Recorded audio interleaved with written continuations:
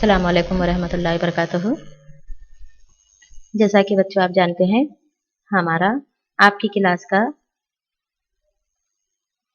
जो 5वां लेसन मेरा बचपन है, जिसके लेखक डॉक्टर एपीजे अब्दुल कलाम है, वो हमारा पाठ चल रहा है, जो कि पिछले 2 पाठ हो चुके हैं। पिछले 2 पाठ में आपने क्या पढ़ा कि अब्दुल कलाम अपने लंबे चौड़े व सुंदर माता पिता का छोटी कदकाठी का साधारण सा दिखने वाला बच्चा था। वो लोग पुश्तैनी घर में रहते थे और उनकी माँ और वो सुबह उठकर अपनी माँ के साथ ही रसोई घर में नीचे बैठकर खाना खाया करते थे। उनकी माँ उनके सामने केले का पत्ता बिछाकर चावल व सांभर डालती और साथ में घर का अचार और ताजी नारियल की चटनी भी होती थी। ये हम पिछले पार्ट में पढ़ चुके हैं। चलिए नेक्स्ट स्टार्ट करते हैं।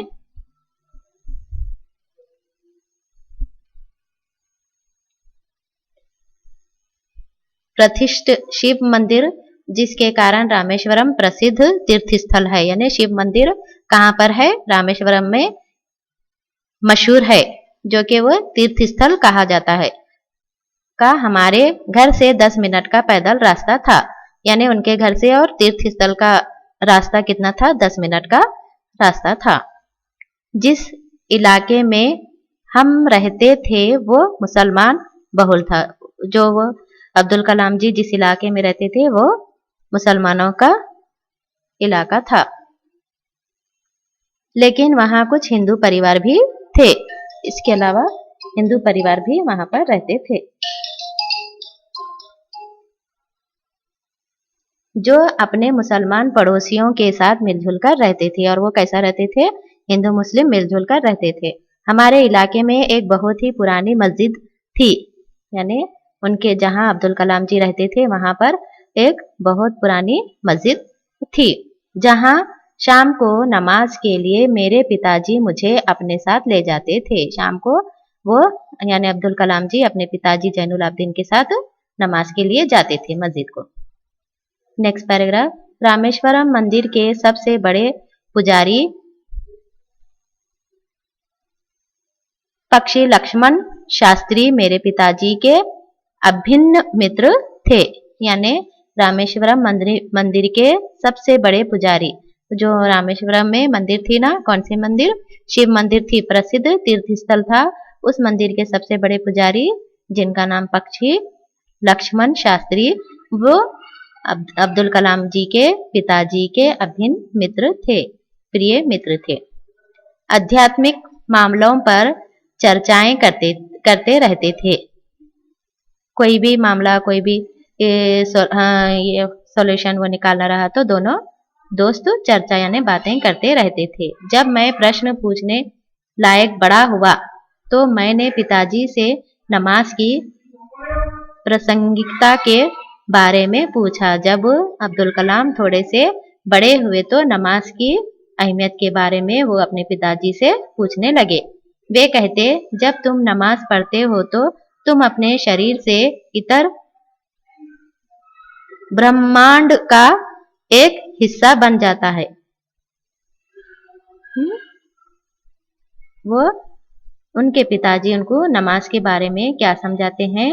जब तुम नमाज पढ़ते हो तो तुम अपने शरीर से, अपने जिस्म से इत्र ब्रह्मांड का एक हिस्सा बन जाते हो, जिसमें दौलत, आयु, जाति या धर्म, पंथ का कोई भेदभाव नहीं होता। नमाज जब पढ़ने के लिए ठहरते हो तो उसमें भेदभाव, दौलत कितनी है, आपकी क्या जात है, आपकी उम्र कितनी है, आपके पास धन कितना है, ये सब भेदभाव नमाज पढ़ते वक्त नहीं होता। ये नमाज की अहमियत को जैनुल आबदीन अब्दुल कलाम को बता रहे हैं। Next paragraph. मुझे याद है पिताजी की दिनचर्या पाँव फटने के पहले ही सुबह 4 बजे नमाज पढ़ने के साथ शुरू हो जाती थी। अब फिर क्या याद कर रहे हैं? अपने पिताजी का याद है, यानी उनको याद है कि उनकी पिताजी की दिनचर्या यानी सुबह का कामकाज पाँव फटने यानी सूरज निकलने से पहले ही शुरू हो जाती थी। यानी उनके कामकाज क्या है? दिन शुरू होने से पहले यानी सुबह फजर से पहले जिसको बोलते ना, उसके साथ ही उनके कामकाज शुरू हो जाते थे। नमाज के बाद वो हमारे नारियल के बाग जाया करते थे, यानी उनके घर में नारियल का बाग बाग था उनका, वहां पर नमाज पढ़ते ही उनके पिताजी नारियल के बाग में जाया करते थे। बाग घर से करीब 4 मील दूर था। कितना दूर था? बाग और घर के बीच में कितना फासला था? 4 मील का फासला था। करीब दर्जन भर नारियल कंधे पर लिए पिताजी घर लौटते और उसके बाद ही उनका नाश्ता होता। कितने? करीब दर्जन, यानी दर्जन, 1 दर्जन मीन्स 12। 12 नारियल अपने कांधे पर लिए अपने घर को लौटते। उसके बाद घर आने के बाद क्या है? उनका नाश्ता शुरू होता था। फिर नेक्स्ट पैराग्राफ को, मैंने अपनी विज्ञान एवं पौधोनिक की सारी जिंदगी में पिताजी की बातों का अनुसरण करने की कोशिश की है। यानी मैंने अपनी विज्ञान यानी साइंसी मालूमात की सारी जिंदगी में पिताजी की बातों का अनुसरण करने की कोशिश की है। यानी विज्ञान यानी साइंसी मालूमात वो अब्दुल कलाम जी अपने पिताजी से सीखने की कोशिश की है।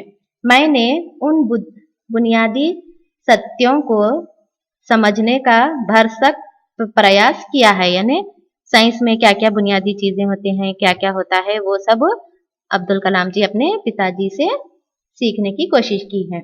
ऐसी कई देवी शक्ति जरूर है जो हमें ब्रह्म दुखों, विश्वास और असफलता से छुटकारा दिलाती है तथा सही रास्ता दिखाती है। यानी अब वो सोच रहे हैं कि अपने पिताजी से वो पूरी साइंसी मालूमात क्या है वो सब पिताजी से, बुनियादी साइंसी मालूमात अपने पिताजी से मालूमात हासिल कर लेते थे।